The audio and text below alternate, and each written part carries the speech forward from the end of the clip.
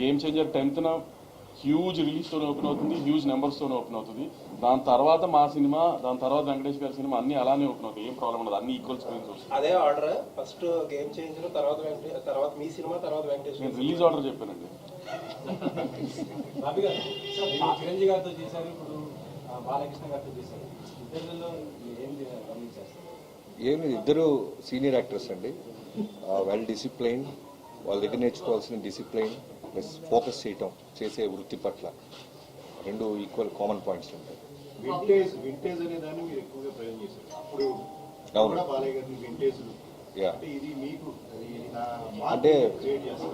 అంటే నేను కానీ వంశీ గారు కానీ చిరంజీవి గారి సినిమాలు, బాలకృష్ణ గారి సినిమాలు చూసి పెరిగాం.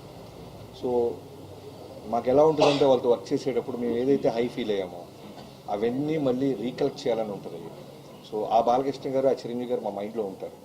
సో దానికోసం మేము ఏ ఎఫర్ట్ పెట్టినా సరే అవి మిస్ అవ్వం.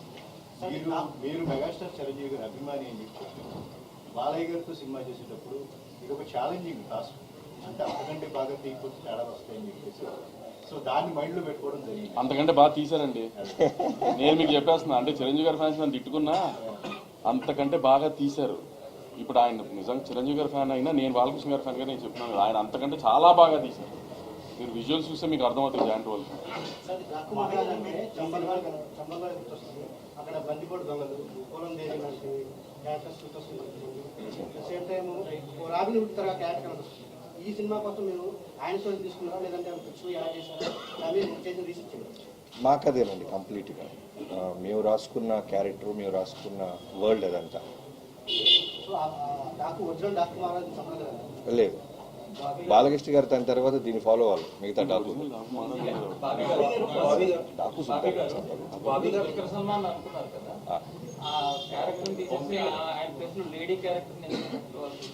ఆ కథ వేరండి. యాక్చువల్గా ఇనీషియల్గా చాలా కథలు అనుకుంటాం కదా పూజకు ముందు.